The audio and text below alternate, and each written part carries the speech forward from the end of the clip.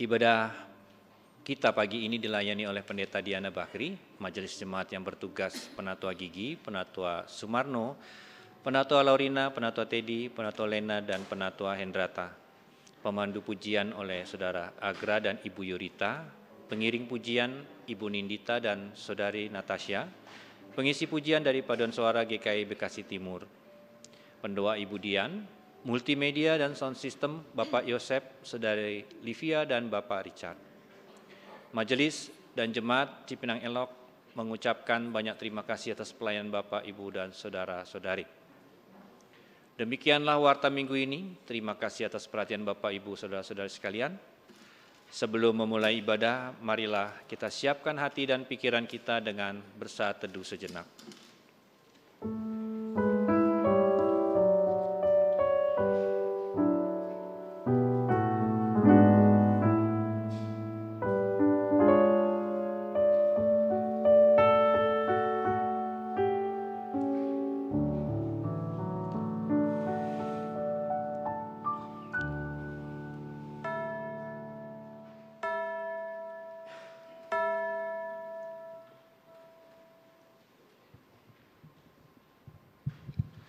Bapak dan Ibu, Saudara sekalian, marilah kita mulai ibadah hari ini dengan bangkit berdiri dan menyanyikan lagu KK15 dengan gembira.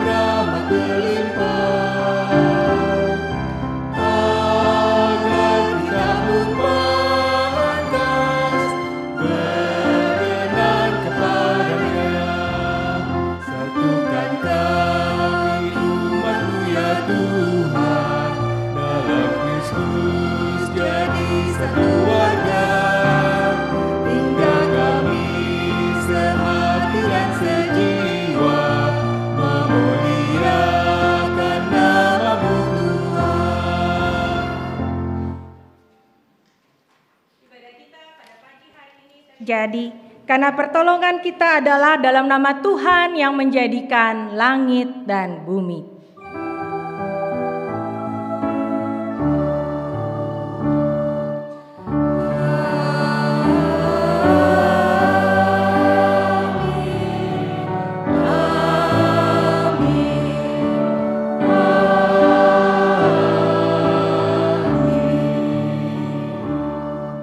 Tuhan beserta saudara. Silakan duduk kembali Bapak Ibu, Saudara-saudara. Selamat pagi Bapak Ibu. Pagi ini awal bulan Agustus dan dalam 1 bulan kita akan belajar tentang susah-susahnya orang Kristen. Ya, Bapak Ibu, hari ini kita diajak dalam satu tema, yaitu susahnya orang Kristen di tempat kerja ataupun juga bisnis. Tapi hari ini kita nggak susah-susah kan ya Bapak Ibu ya? Kita hari ini kedatangan teman-teman tetangga dari GKI Bekasi Timur, Paduan Suara Belkanto. Boleh tepuk tangan buat Paduan Suara Belkanto ya. Ini paduan suara wilayah, mereka ada 30 orang nanti akan nyanyi mempersembahkan pujian ya. Saya juga melihat tadi di depan ada teman-teman yang udah lama nggak ketemu ya. Alfian boleh mengajak mamanya datang, ada juga Pak Midas dan keluarga yang baru datang ya. Oh, mungkin Bapak Ibu yang lain yang baru datang, ada lagi yang baru datang boleh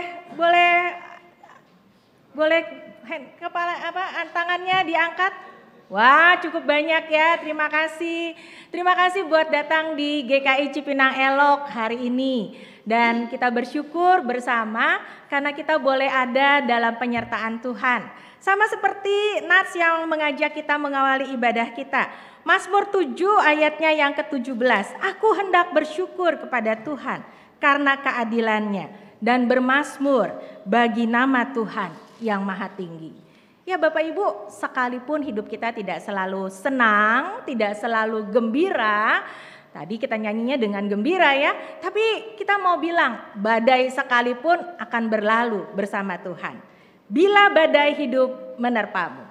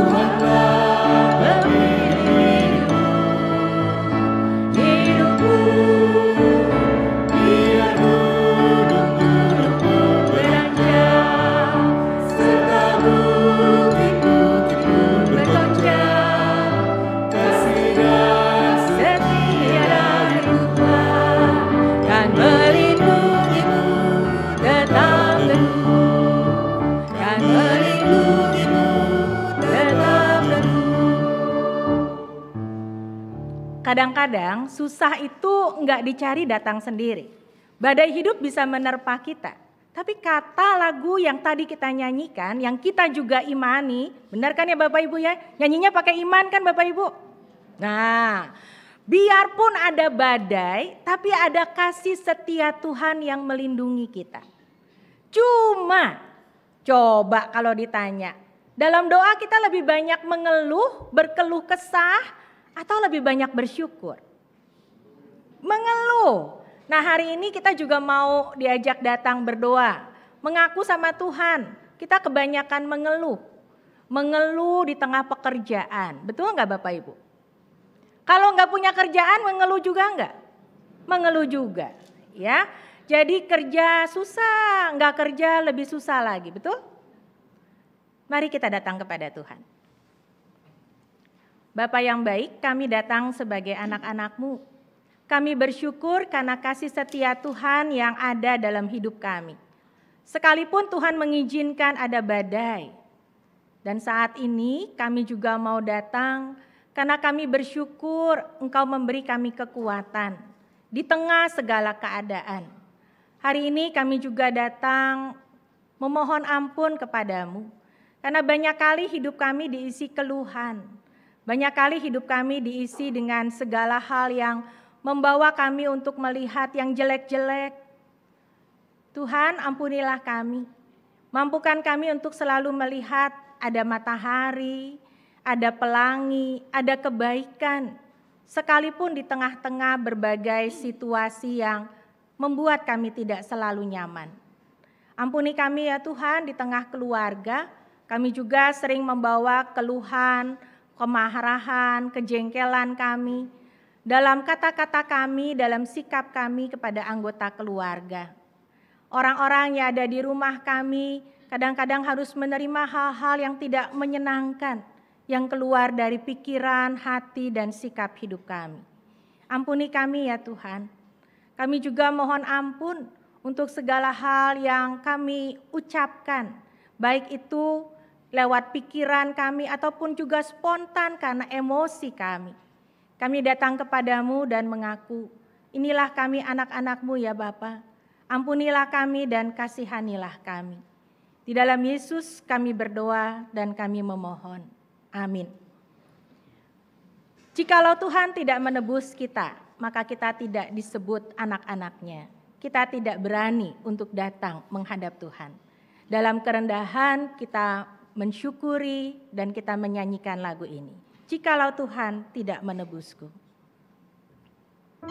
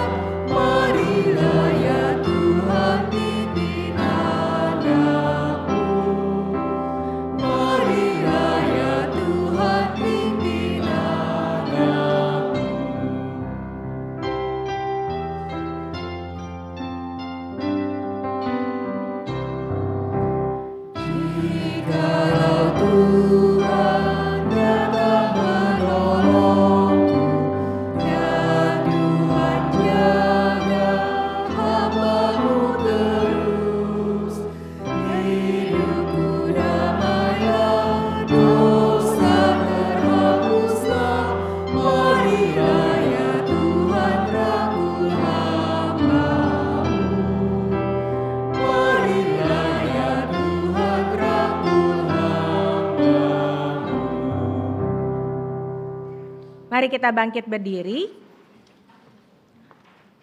Seperti lagu yang tadi kita nyanyikan, Tuhan merangkul kita setiap orang yang datang kepadanya dan menganugerahkan kita pengampunan. Mazmur pasal yang ke-8 menyatakan, "Ya Tuhan, Tuhan kami, betapa mulianya nama-Mu di seluruh bumi. Keagungan-Mu yang mengatasi langit dinyanyikan. Jika aku melihat langit-Mu, buatan jari-Mu, bulan dan bintang-bintang yang Kau tempatkan, apakah manusia sehingga Engkau mengingatnya? Apakah anak manusia sehingga Engkau mengindahkannya?" Tuhan mengaruniakan kepada kita segala keindahan di dalam hidup. Tuhan melihat kita begitu berharga. Di dalam Kristus, engkau telah diampuni. Di dalam Kristus engkau pun telah diampuni. Damai Kristus bagimu. Damai Kristus bagimu juga. Salam damai satu dengan yang lain. Kita nyanyikan dengan sukacita. Bersukacitalah selalu, tunjukkan wajah gembiramu. Lihat teman di kanan kiri dan di sekitarmu, berikan salam damai, karena kasih karunia serta pengampunannya diberi. Hiduplah dalam damai, seorang dengan yang lain, itu kehendak Tuhan bagimu. Hiduplah dalam damai, seorang dengan yang lain, itu kehendak Tuhan bagimu. Ya, Allah yang menganugerahi kita keselamatan dan pengampunan, ingin kita juga memuji Dia. Ya Allah, kasih-Mu besar. Kita naikkan pujian ini 2 kali.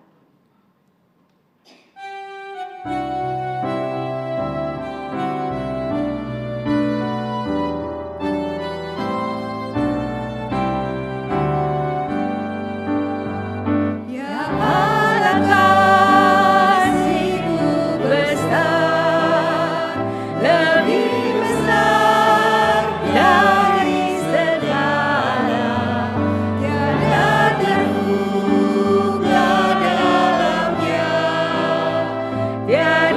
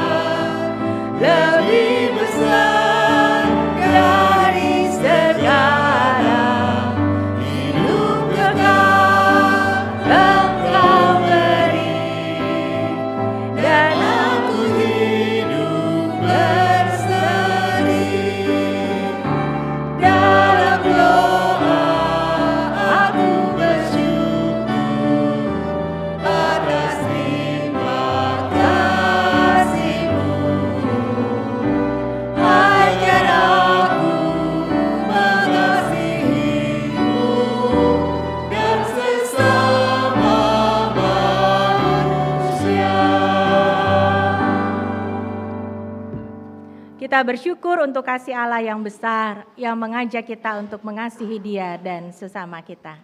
Mari kita berdoa. Bapa yang baik, kami mengucap syukur Engkau tetap mengasihi kami walau kami seringkali melakukan apa yang salah, apa yang keliru, apa yang tidak berkenan kepada Tuhan. Engkau mengasihi kami juga dengan memberi kami pekerjaan. Engkau mengasihi kami juga dengan memberi kami penghidupan. Saat ini kami mau belajar dari firman-Mu. Tolonglah kami semua ya Tuhan, mampukan kami untuk belajar dari kebenaran firman Tuhan. Tolong kami untuk fokus dan mengarahkan hati kami. Tolong juga akan pelayan firman-Mu dalam segala keterbatasannya. Biarlah Tuhan apa yang kami belajar, boleh juga kami lakukan hanya dengan kuat kuasa Roh-Mu yang kudus dalam hidup kami sehari-hari. Kami berdoa biarlah Tuhan kami Yesus Kristus boleh terus mengisi hati kami, membuat kami bersuka cita ketika kami melakukan kebenaran firman Tuhan. Dan kami bersyukur ya Allah karena Roh Kudus Tuhan karuniakan di dalam hati kami. Inilah kami ya Bapa, anak-anak-Mu, berfirmanlah kepada kami karena kami sudah siap mendengar. Di dalam nama Tuhan Yesus kami berdoa. Amin.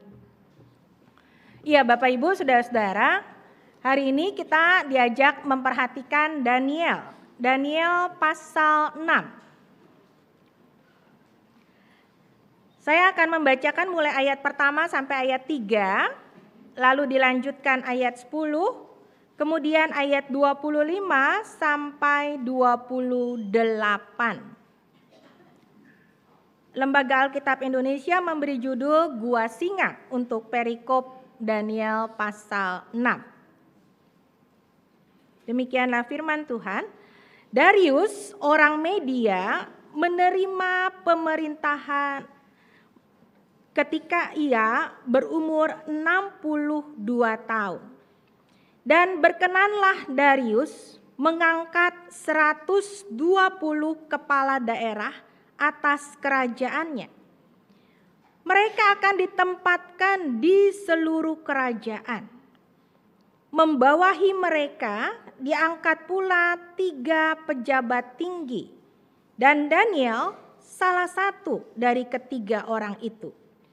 Kepada merekalah para kepala daerah harus memberi pertanggungjawaban supaya raja tidak dirugikan. Ayat 10. Sebab itu Raja Darius membuat suatu perintah larangan itu. Ayat 25.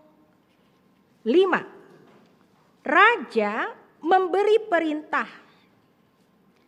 Lalu orang-orang yang telah menuduh Daniel diambil dan dilemparkan ke dalam gua singa.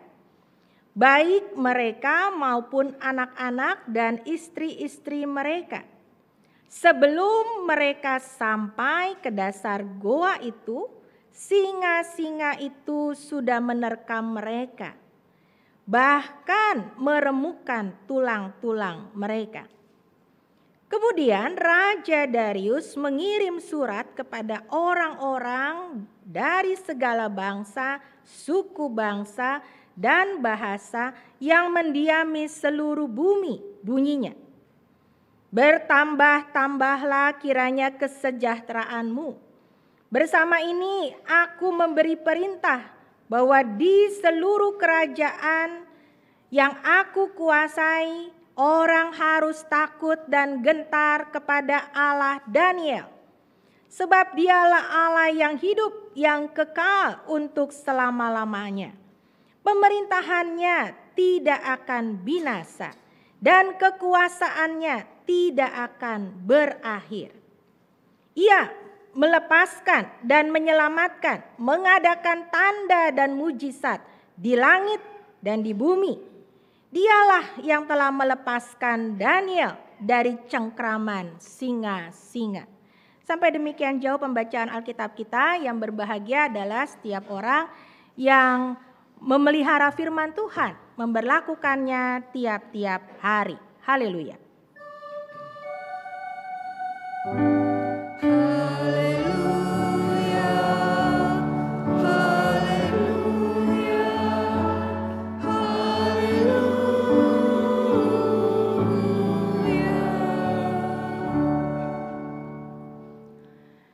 Ya, Bapak Ibu, saudara-saudara, bulan ini tema kita adalah susah-susah, susah-susahnya orang Kristen. Hari ini kita akan melihat susahnya orang Kristen di dunia kerja ataupun juga di usaha, ya, di dunia usaha. Minggu depan kita akan diajak pada satu tema, susahnya orang Kristen mengatasi nafsu birahi. Tanggal 18 minggu ketiga kita akan diajak untuk melihat susahnya orang Kristen tinggal di Indonesia. Minggu terakhir itu ulang tahun GKI, ya. Kita tetap melihat susahnya orang Kristen berhadapan dengan orang Kristen lain. Ya Bapak Ibu, saudara-saudara, rangkaian tema susahnya orang Kristen ini mau mengatakan kita berhadapan dengan others, ya, orang-orang yang ada di luar komunitas kita. Ya, hari ini kita diajak melihat susahnya orang Kristen di dunia kerja atau di tempat kerja. Saya mengajak untuk mungkin Bapak Ibu kemarin membaca, saya cuma mengajak kita melihat saja satu alinea dari bacaan wasiat kita. Banyak orang yang memasuki dunia kerja dengan idealisme yang tinggi. Mereka ingin melakukan yang terbaik dan berkontribusi secara optimal untuk tempat mereka bekerja. Namun dalam lingkungan kerja seringkali ada orang-orang yang bisa memberikan pengaruh yang buruk. Hal ini membuat orang-orang yang sebelumnya memiliki idealisme menjadi terpengaruh oleh hal-hal negatif. Misalnya korupsi, mangkir, persaingan yang tidak sehat. Bapak Ibu benar nggak sih apa yang ditulis mungkin kalau kita menggunakan wasiat Sabtu kemarin? Betul nggak? Betul, oke, terima kasih. Kalau kita mengatakan apakah susahnya itu karena orang Kristen punya idealisme? Karena kita memelihara idealisme. Kalau kerja itu adalah melakukan apapun yang terbaik seperti untuk Tuhan. Betul Bapak Ibu? Masih ingat ayatnya? Kolose 3 ayat 23, apapun yang terjadi ya, kamu melakukan segala sesuatu seperti untuk Tuhan. Betul Bapak Ibu? Karena Tuhan gak pernah lupa melihat kita, memperhatikan kita dimanapun, termasuk di dunia kerja, di tempat kita usaha.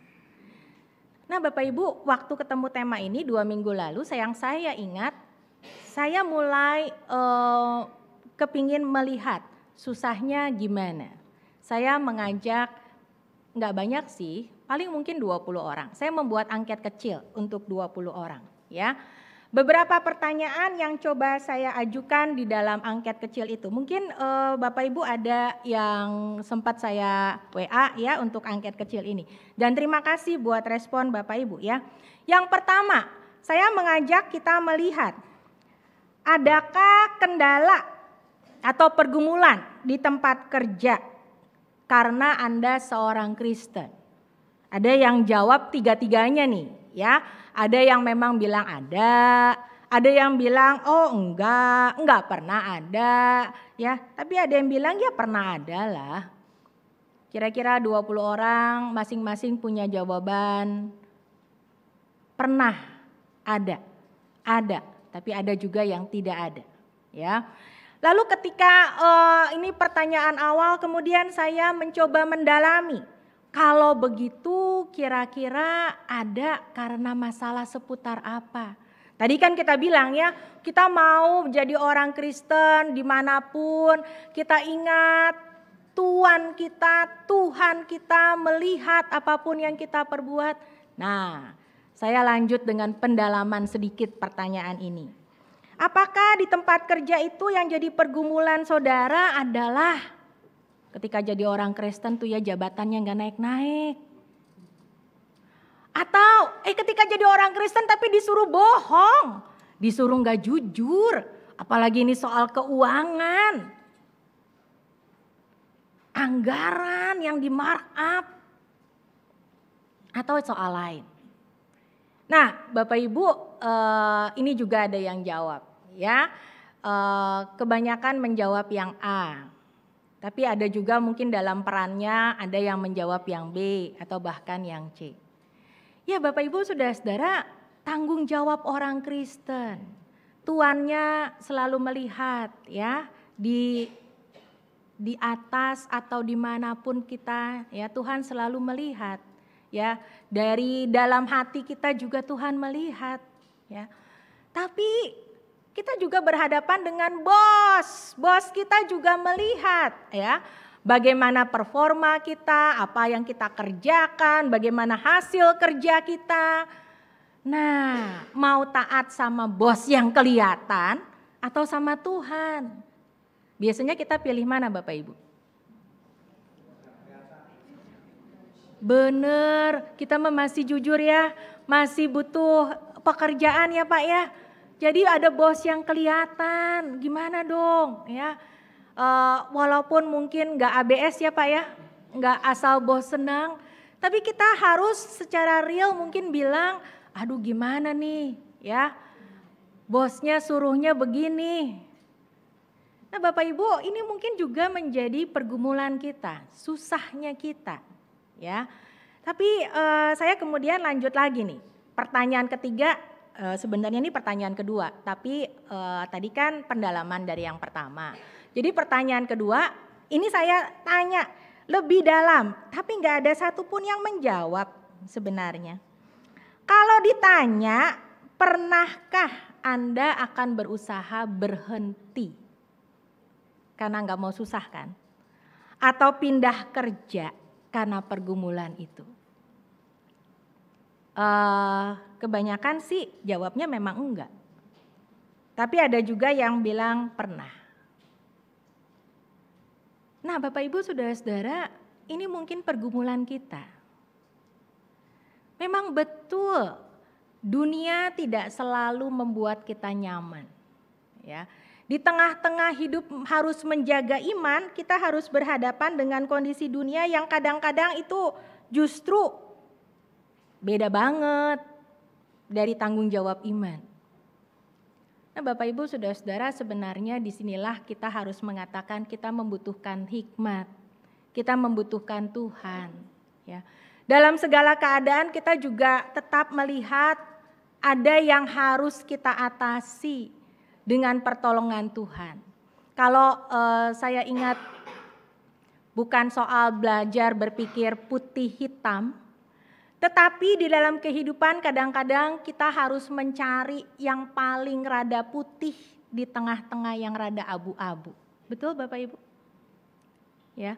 Dalam banyak hal kita harus punya hikmat untuk bisa melihat bukan hidup dalam kegelapan. Tetapi ketika memang dunia ini kadang-kadang warnanya enggak putih-putih banget, tapi kita harus mempertanggungjawabkan, kita harus ingat bahwa kita juga harus tetap memohon hikmat Tuhan. Berjalan di dalam kebenaran. Sekalipun mungkin resikonya banyak. Ya.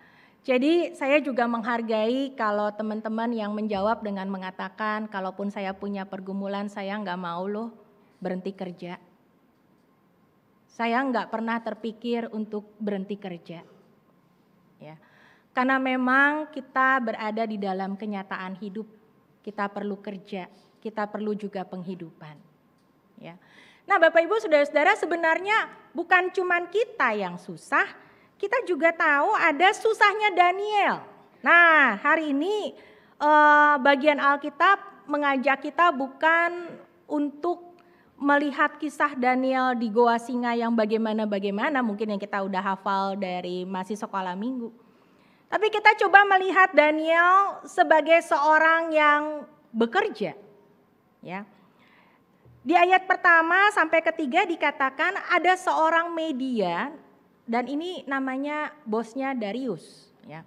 Dia mengangkat 120 orang pejabat tinggi. Tapi ada 3 orang yang jadi kepercayaan. Dan 3 orang tangan kanan ini termasuk salah satunya adalah Daniel. Mereka punya tugas untuk tidak membuat raja rugi. Itu ayat 10 tadi kita baca. Jadi betul-betul bosnya ini profit oriented ya Bapak Ibu. Pokoknya nggak boleh kerajaan rugi. Ya. Nah, jadi kalau ditanya, mungkin pada saat itu Daniel dan teman-temannya ini harus bekerja keras sedemikian rupa supaya kerajaan bisa mendapat hasil yang semaksimal mungkin. Dan Daniel punya kebiasaan untuk berdoa. Daniel punya kebiasaan untuk selalu bekerja dengan memohon pimpinan Tuhan. Kalau kita di rumah membaca Daniel pasal 6, di sana diceritakan Daniel semuanya baik, performanya baik, hasil kerjanya baik, semuanya baik. Sehingga tidak ada cara lain untuk menjatuhkan Daniel kecuali dalam hal berdoanya dia. Kecuali dalam hal ibadahnya dia. Jadi susahnya Daniel adalah dicari-cari kesalahannya, dicari-cari kelemahannya.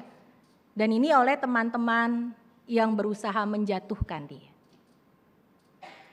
Nah, Bapak Ibu, saudara-saudara, sampai ketemu kita tahu persoalannya teman-temannya kemudian mengangkat satu isu bahwa nggak boleh ada selain raja yang kita sembah ya.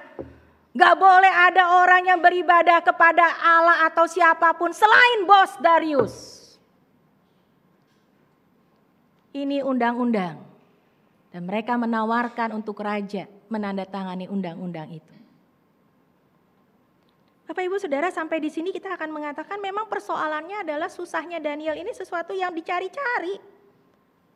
Sesuatu yang dicari-cari dan menjengkelkan sekali. Ketika enggak didapati kesalahan, dia dicari-cari. Nah Bapak Ibu Saudara-saudara, kalau saudara jadi Daniel, apa yang akan saudara lakukan?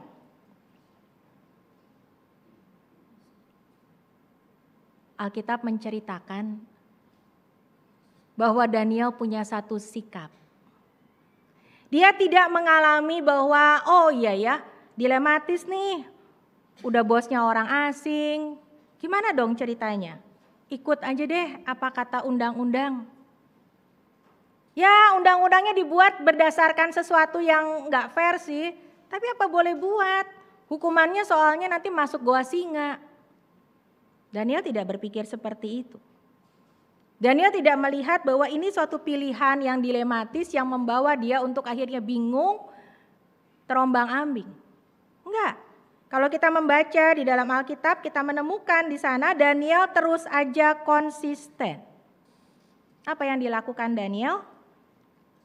Ayatnya yang ke-11. Daniel tidak mengubah, tetap dia berdoa. Bahkan dia berdoa di tempat yang khusus sehingga orang juga tahu. Oh ini jam doanya Daniel. Oh ini dia lagi berdoa. Bapak Ibu saudara-saudara, Daniel itu punya satu pilihan.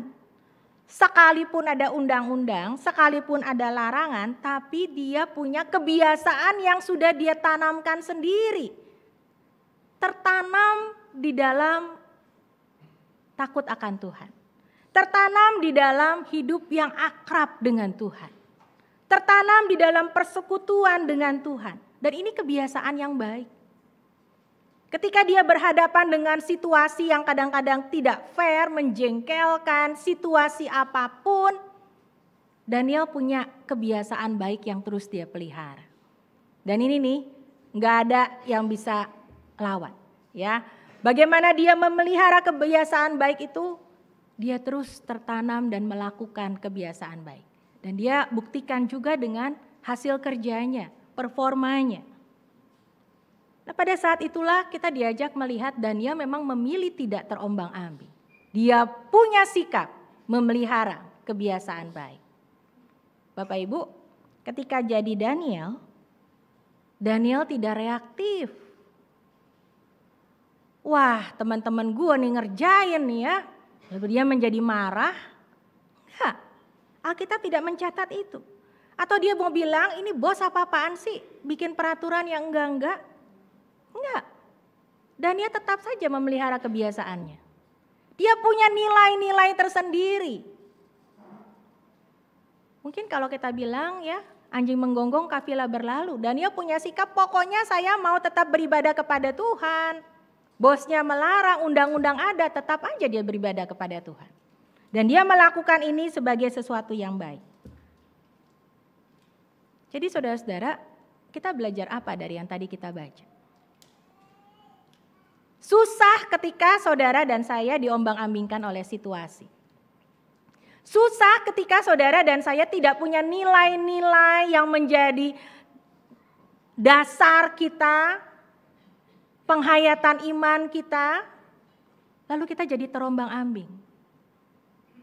Susah ketika kita gampang ikut arus untuk ke sana dan ke sini. Tapi mari kita melihat justru Daniel belajar untuk mengatasi dengan memberi diri tidak diatur oleh situasi, tidak ditentukan oleh situasi dan kondisi. Dia punya nilai-nilai yang dia tanamkan dan dia bertanggung jawab dengan nilai-nilai itu yang dia lakukan dalam hidupnya. Dan dia buktikan. Tadi kita menemukan hasilnya, ayat 25 sampai 28, sekarang raja mengubah peraturan. Semua orang harus beribadah kepada Allah Daniel. Jadi hari ini kita belajar apa Bapak Ibu? Kalau anak kecil berani mengatakan, beranilah seperti Daniel, itu lagu sekolah minggu. Tapi mau dibilang, bukan soal beraninya, tahu nilainya, tahu konsekuensinya, tahu resikonya. Ketika kita tertanam di dalam kebiasaan yang baik, ketika kita mau belajar terus berbuah, ketika kita memohon hikmat Tuhan, badai sekalipun, Tuhan menolong kita. Pasti kita harus makin akrab dengan Tuhan. Daniel tidak meninggalkan jam ibadahnya, justru dia tetap melakukan, sungguh-sungguh melakukan. Sekalipun ada undang-undang dan ancaman masuk gua singa. Saudara dan saya bagaimana?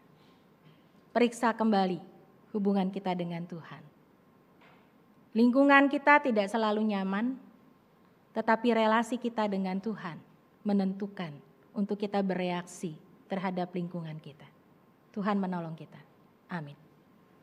Kita masuk dalam saat teduh.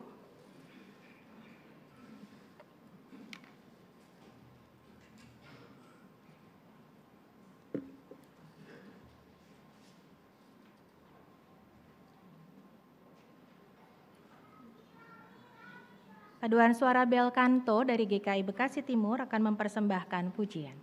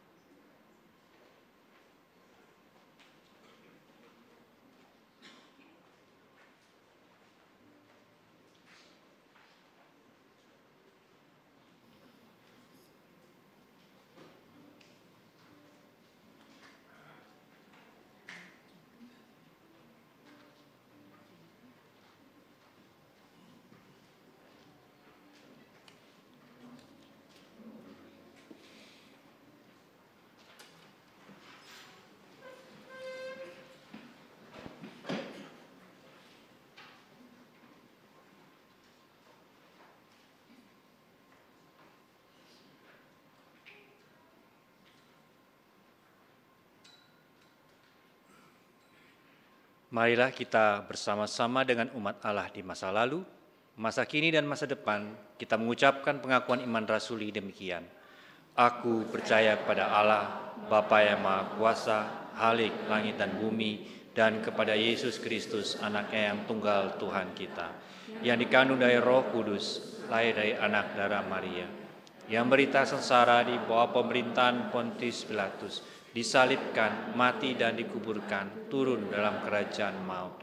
Pada hari yang ketiga, bangkit pula dari antara orang mati, naik ke sorga, duduk sebelah kanan Allah, Bapa yang Maha Kuasa, dan dari sana Ia akan datang untuk menghakimi orang yang hidup dan yang mati. Aku percaya pada Roh Kudus, gereja yang kudus dan am, persekutuan orang kudus, pengampunan dosa, kebangkitan orang mati dan hidup yang kekal. Amin. Silahkan duduk.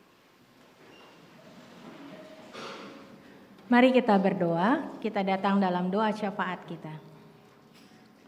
Bapa yang baik, Bapa yang mengasihi kami mengucap syukur karena di tengah segala situasi Engkau ada bersama kami. Juga di tengah-tengah susahnya hidup kami, berhadapan dengan situasi yang berat. Kami mau berdoa secara khusus buat teman-teman, saudara-saudara kami yang sedang berhadapan dengan terapi yang berkepanjangan. Kami mau berdoa buat Ibu Pingkan Lantang. Kami juga berdoa buat Bapak Untung Tobing. Kami juga berdoa buat Bapak Tony Magani. Kami mau tetap mengingat Engkau yang juga menolong Pendeta Emeritus Ferdinand Suleman. Kami juga menyerahkan Ibu Rini Zain, juga Ibu Yosefin Hadiwinata. Dan kami juga mau berdoa buat pada saat ini kami mau mengingat buat Ibu Selvana, kakak dari Ibu Betty, orang tua dari Hein, yang juga masuk rumah sakit dan juga mengalami kehilangan kesadaran. Bapak, kami mohon Engkau juga yang menolong terapi-terapi yang terus dilakukan untuk mereka. Kami mau mengingat secara khusus buat mereka juga yang lanjut usia, di dalam kondisi keterbatasan kesehatan mereka. Kami mengingat Ibu Hilda Rusli yang dirawat di Rumah Sakit Duren Sawit. Kami juga mau mengingat Bapak Heri Wijaya yang juga hari ini dijadwalkan untuk menyiapkan diri menjalani tindakan medis di Rumah Sakit Darmais. Bapak, kami mendoakan juga buat Oma Erni, Ibu Tina Gunawan, juga buat Oma Marta Mulyadi, juga buat Ibu Hidayani, dan kami mau berdoa juga buat Ibu Pangaribuan, ibu dari Ibu Hotni Dasyanipar. Bapak berkati dan sertai orang tua kami. Kami juga mau berdoa ya Tuhan buat mereka yang belum kami sebutkan namanya. Engkau juga yang menolong mereka dan memberkati mereka di tengah susahnya menghadapi kondisi kesehatan mereka. Tuhan, kami juga saat ini berdoa untuk saudara-saudara kami yang berduka. Ada rasa kehilangan dan susah hati. Kami berdoa secara khusus untuk keluarga besar dari almarhumah Ibu Yuni Sinaga. Kami mendoakan buat kakak, adik, dan seluruh keluarga besar. Dan secara khusus kami berdoa buat Bapak Elismar Silalahi dan juga anak terkasih Saudari Tamarina. Berikan kekuatan, berikan pertolongan Tuhan untuk melihat kebaikan Tuhan di dalam kedukaan. Berikan keluarga saling menopang dan saling berpulih. Bapak, kami mau mendoakan dan menyerahkan juga untuk pergumulan-pergumulan di lingkungan yang lebih luas. Kami mengingat buat saudara-saudara kami di GKI Melur. Kami berdoa untuk pergumulan mereka. Kami berdoa dan menyerahkan pelayanan setiap orang yang di sana. Berkati mereka dan sertai mereka. Kami juga berdoa dan menyerahkan buat saudara-saudara kami di daerah Papua. Kami juga memohon Engkau menolong akan keamanan yang seringkali memprihatinkan di sana. Kami berdoa juga ya Tuhan, menyerahkan buat saudara-saudara kami yang ada di Timur Tengah, di wilayah-wilayah jalur Gaza, Rafah, dan beberapa daerah lainnya. Bapak, kami mau berdoa biarlah Tuhan juga menyatakan kasih setia-Mu di tengah-tengah pergumulan yang ada. Kami mengingat juga buat saudara-saudara kami yang mengalami bencana alam di daerah-daerah, mereka yang mengalami kekeringan ataupun mereka yang mengalami berbagai bencana lainnya. Tuhan juga yang menolong dan Tuhan juga yang memberi jalan keluar untuk badan-badan di lingkungan sekitar, LSM yang ada di lingkungan sekitar, turut berperan di dalamnya. Bapak, kami mau menyerahkan kehidupan kami masing-masing, baik itu pekerjaan, studi kami, ataupun juga masa depan anak-anak cucu kami. Kami juga mau berdoa untuk pergumulan kami dengan kesehatan. Kami mau berdoa buat pergumulan kami di tengah keluarga kami masing-masing. Tuhan, Kau yang juga menolong dan memberi yang terbaik. Dan kami percaya Tuhan hadir di tengah setiap pergumulan kami. Untuk kami mau terus dituntun dalam hikmat-Mu, menemukan Tuhan di tengah-tengah badai atau apapun yang Tuhan izinkan kami alami. Berkati dan tolong relasi di dalam keluarga, baik itu orang tua anak, suami istri, mertua, menantu, ipar. Berkati dan tolong juga relasi di tengah-tengah keluarga besar. Kami juga berdoa buat rekan-rekan pemuda atau siapapun yang mencari pasangan hidup. Kami juga berdoa untuk mereka yang masih bergumul dengan mencari pekerjaan ataupun memulai usaha. Berkati dan tolong mereka Tuhan, untuk mereka boleh menemukan dan dibukakan jalan untuk mereka boleh berusaha. Bapak, kami mau menyerahkan setiap pergumulan kami. Kami percaya Engkau hadir dan kami mau belajar menemukan Tuhan di tengah-tengah hidup kami. Dan akhirnya ya Tuhan, kami menyerahkan seluruh hidup kami dalam tangan Tuhan. Dan kami mau menaikkan doa kami di dalam nama Tuhan Yesus yang mengajar kami berdoa. Bapa kami yang ada di surga, dikuduskanlah nama-Mu, datanglah kerajaan-Mu, jadilah kehendak-Mu di bumi seperti di surga.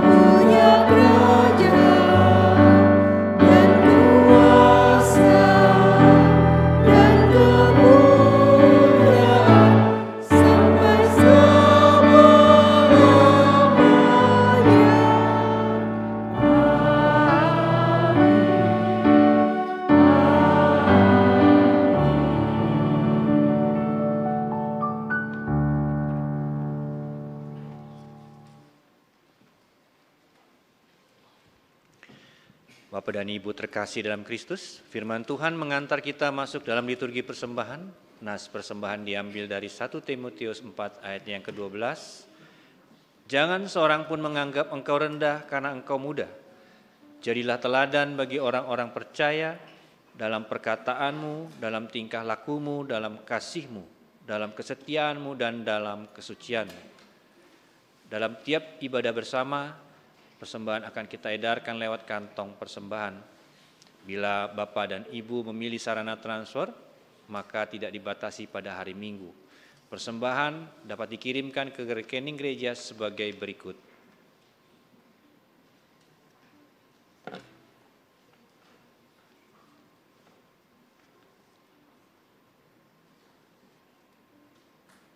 Selain itu, pada tiap hari dan jam kerja tata usaha, persembahan juga dapat dimasukkan dalam kotak persembahan di kantor tata usaha. Marilah sekarang kita membawa rasa syukur kita dengan pujian PKJ 147, Di Sini Aku Bawa.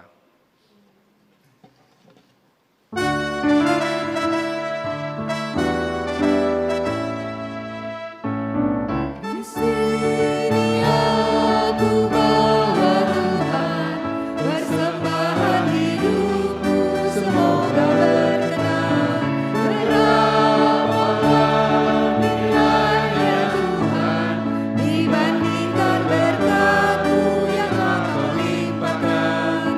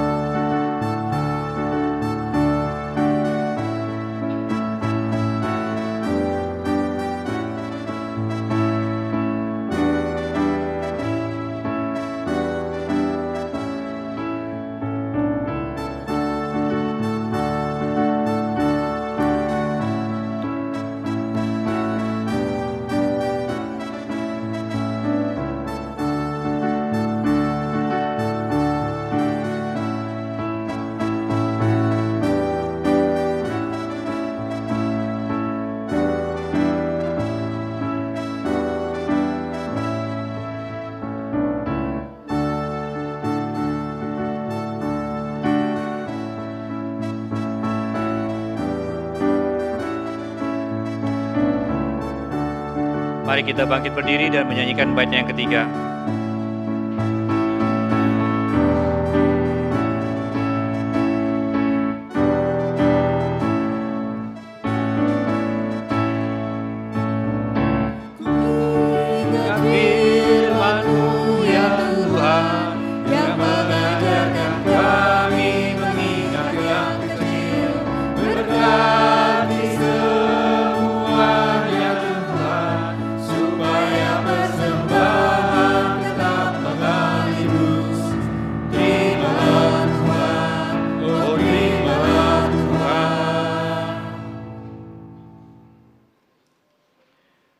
Bapa, di dalam Putramu Yesus Kristus, dan dalam persekutuan kami dalam dengan Roh Kudus, Pencipta bumi dan langit, kami mengucap syukur atas berkat yang Kau berikan dalam kehidupan kami, atas lingkungan yang kami dapat jalani, pekerjaan yang kami dapat jalani, keluarga yang Tuhan telah bentuk dalam kehidupan kami. Saat ini kami bersembah sujud di hadirat-Mu membawa persembahan syukur kami.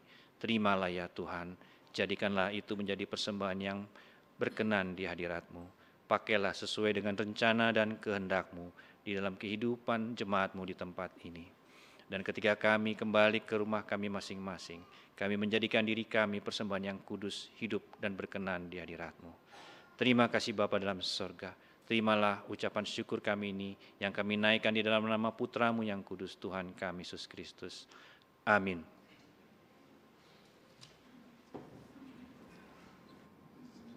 Ya, Bapak Ibu, saudara-saudara, ketika kita tahu kita dipanggil menjadi orang Kristen, kita diajak melihat Tuhan, dan mari kita terus mencari Tuhan. Itu yang dilakukan Daniel. Susahnya di lingkungan kerja, membawa kita untuk menemukan di mana terang Tuhan. Dan terus mari kita mencari terang Tuhan. Yesus menginginkan daku bersinar.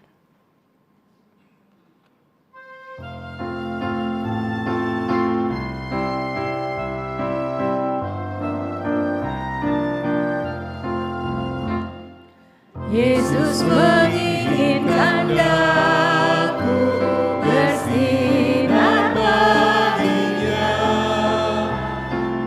dimanapun ku berada, ku mengenalkannya. Bersinar, bersinar, itulah kehendak Yesus. Bersinar, bersinar, aku bersinar terus.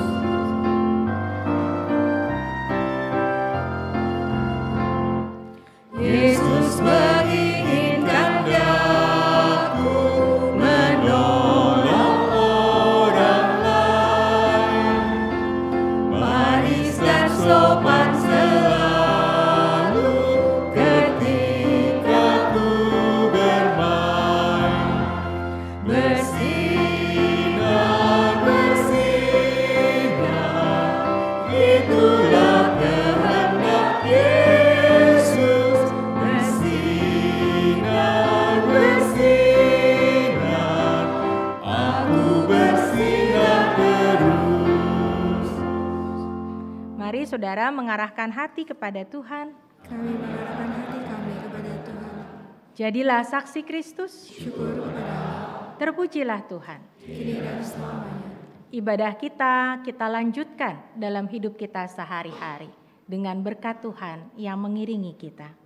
Tuhan memberkati saudara dan melindungi saudara. Tuhan menyinari saudara dengan wajah-Nya dan memberi saudara kasih karunia. Tuhan menghadapkan wajah-Nya kepada saudara dan memberi saudara damai sejahtera. Amin.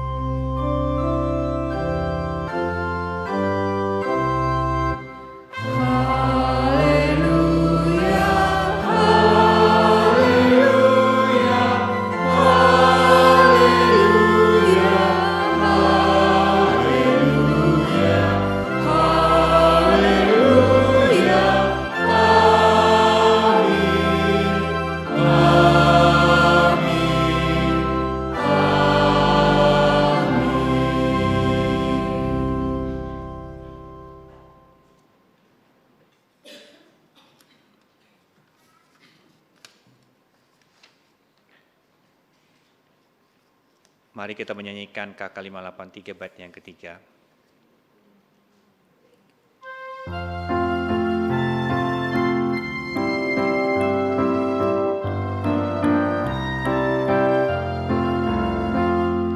Ku mohon Yesus menolong menjaga hatiku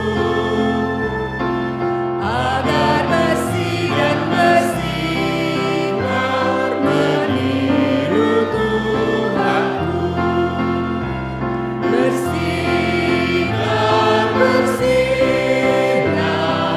itulah kehendak Yesus. Bersinar, bersinar,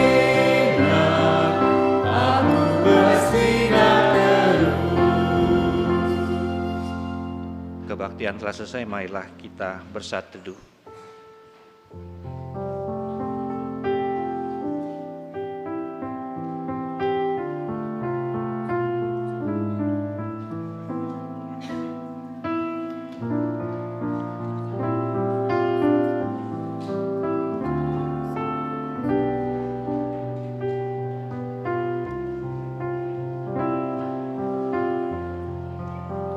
Sebelum meninggalkan gedung gereja, diingatkan kembali setelah ibadah kita ada seminar mengenai komunitas pasutri jam 11, kemudian ada kegiatan-kegiatan lain dalam seminggu ke depan. Selamat hari Minggu Bapak Ibu, Tuhan Yesus memberkati.